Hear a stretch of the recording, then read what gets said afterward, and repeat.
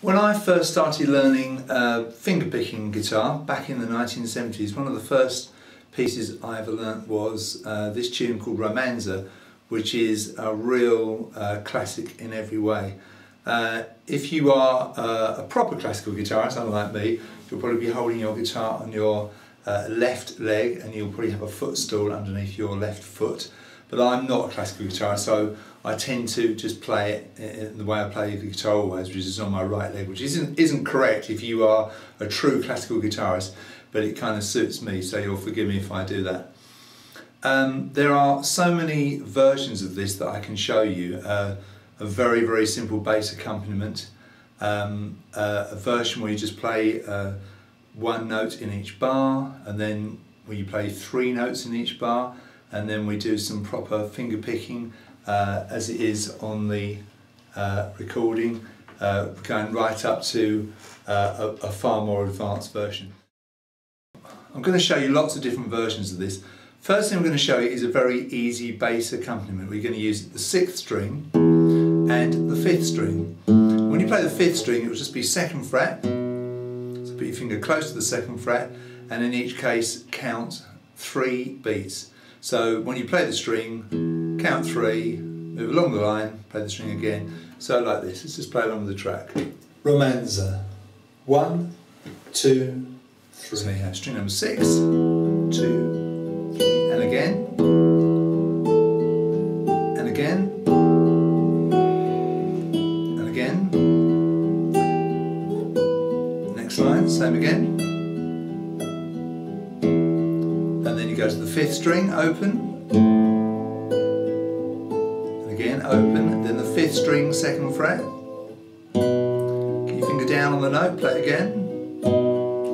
Back to the open 6th string, again open 6, and then 5th string, 2nd fret, and again, and then play the 6th string open twice to finish.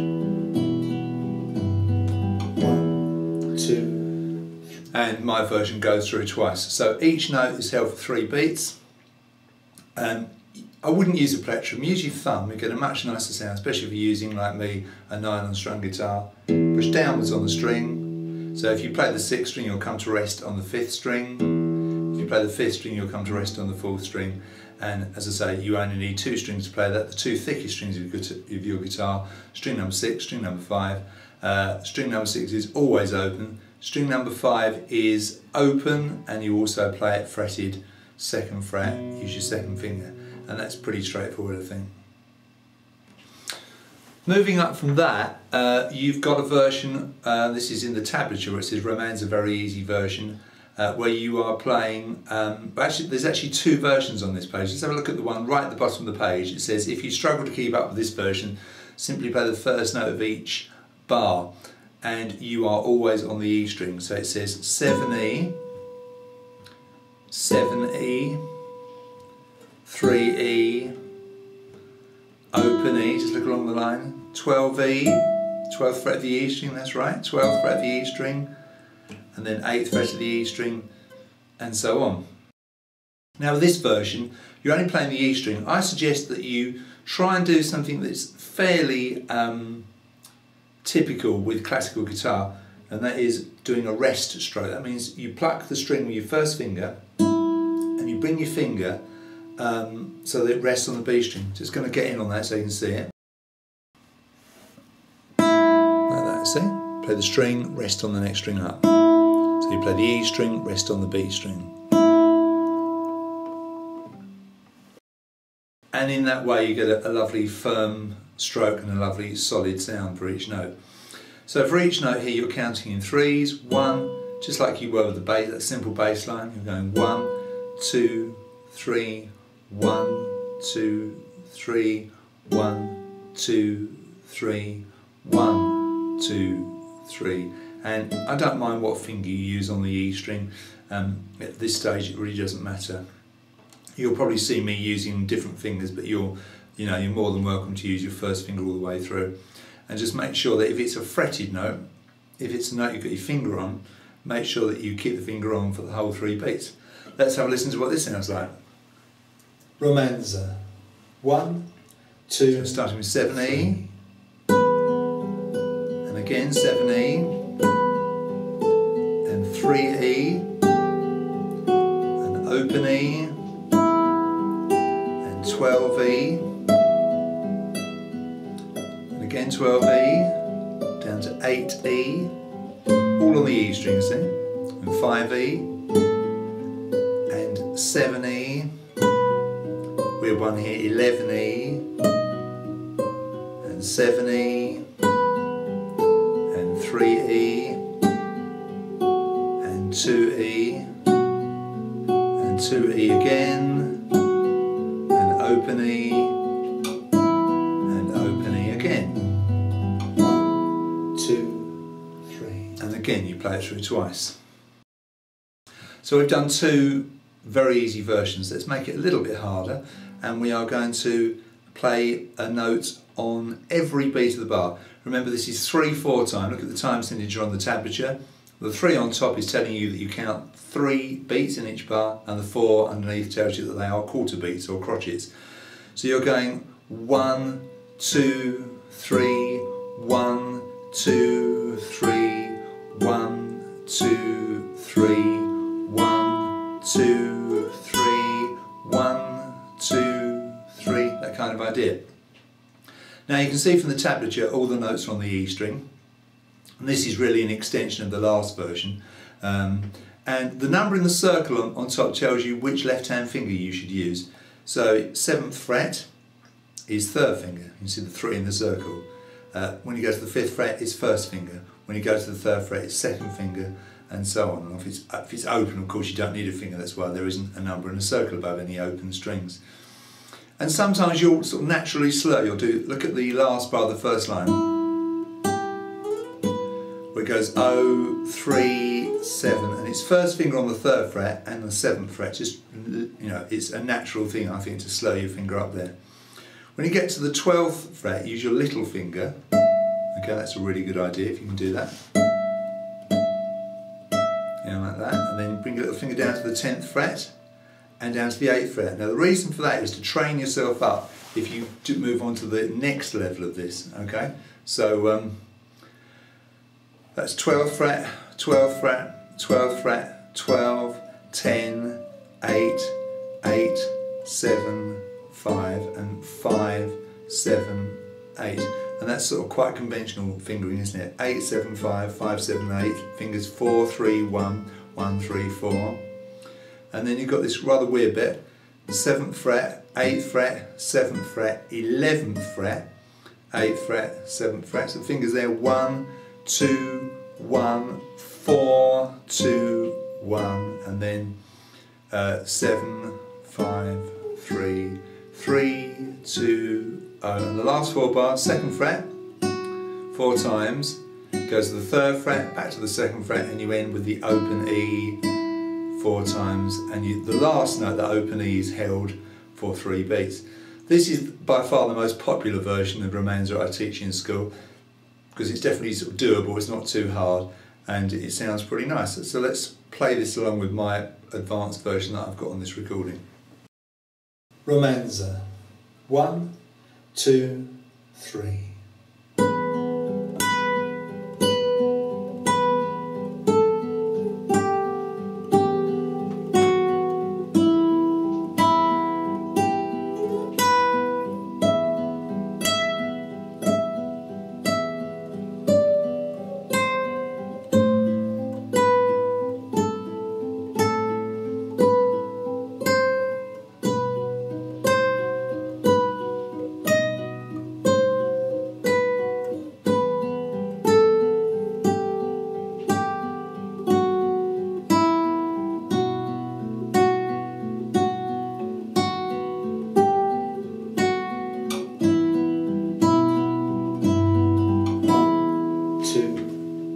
You probably noticed me doing a couple of things there. First of all, you may have noticed me doing this vibrato, and I tend to do it left to right. In other words, I keep the very tip of my finger on the string, pressing down hard, but I, if you like, waggle my finger from left to right. It gives that lovely modulation, that kind of wobble to the note. which is a real feature of classical guitar. And the other thing you may have noticed me doing is walking my fingers. I didn't just use my first finger, I tended to use finger 1, finger 2, finger 1, walking the fingers, but still doing the rest strokes. That's another very typical classical guitar technique. So getting a bit of classical guitar technique in this without sort of getting into it sort of too deeply. So that is another version of Romanza. Okay, and now we're going to move up even higher. Now we're getting into the version that's on my recording, sort of one down from that. Now, watch me play the first bit.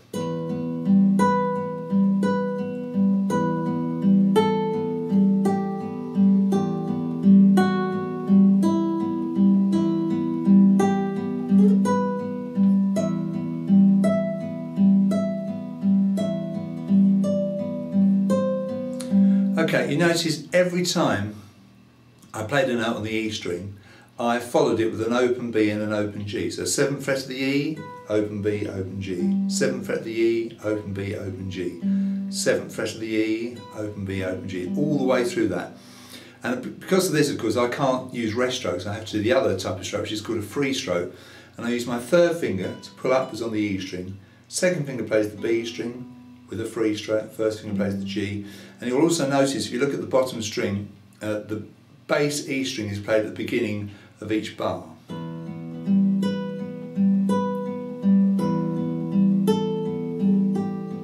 that's really lovely, isn't it?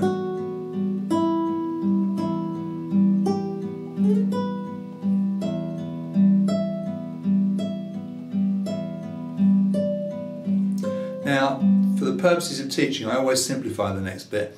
And I'll make it the same as the previous version I showed you, just with the addition of an open A there and there. But here I drop back completely to the previous version, just single notes, because the proper version is very hard, as I'll show you in a moment.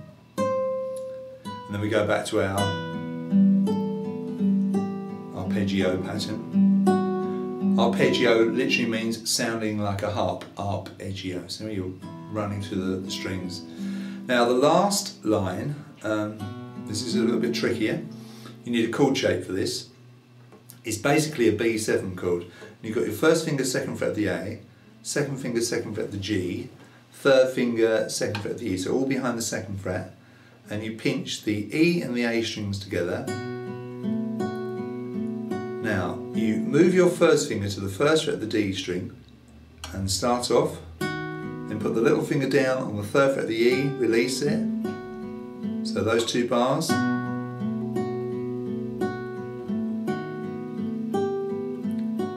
And then as it runs down, you do 3 different bass notes. Second fret of the D, second fret of the A, third fret of the E.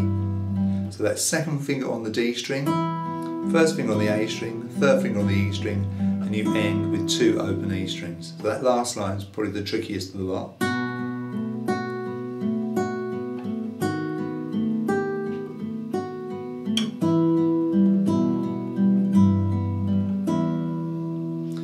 So that's obviously quite a bit harder. Let's just play it through after 3. 1, 2, 3.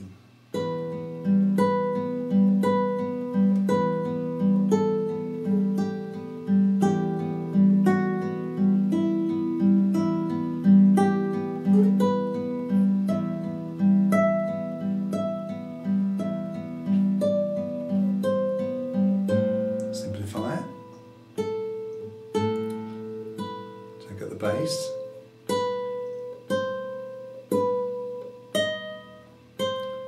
And then put it in again. The arpeggio as well. Last line.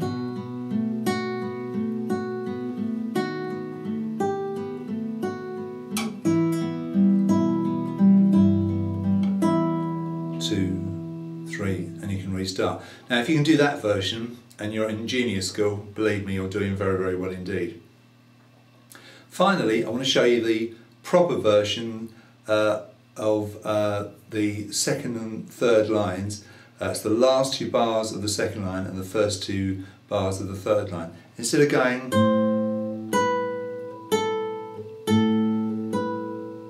what you're supposed to do is to bar, flatten your first finger behind the 5th fret over the E, the B and the G is what I call a half bar, and then we can do our running arpeggio on the E, B and G, and the bass note is the open A, of course.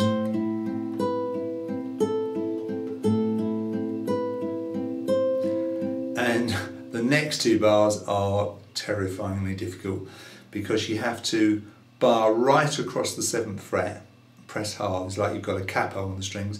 Then you put your 2nd finger on the 8th fret of the G, that's your basic shape. And the bass note is the 6th string, and you pick E, B, G, keep that shape still, put the 3rd finger behind the 8th fret of the E, pick your E, B, G, release that finger, pick the E, B, G again. So far you've got, still keep the bar and the 2nd finger on, stretch up to the 11th fret of the little finger, to the pinch of the 2 E strings, to the normal arpeggio, put the 3rd finger back where it was, 3rd fret of the E, to the arpeggio, release it, so you have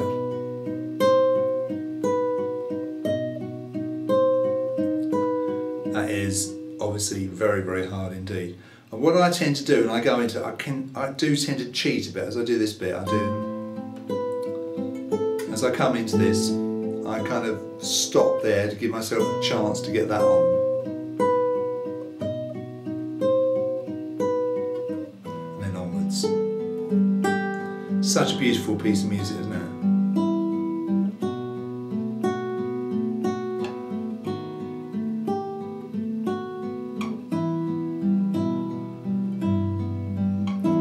And you can measure how well you're doing on the guitar by which version that you can cope with. You may only be able to cope with the simple bass accompaniment just on the 6th and the 5th strings.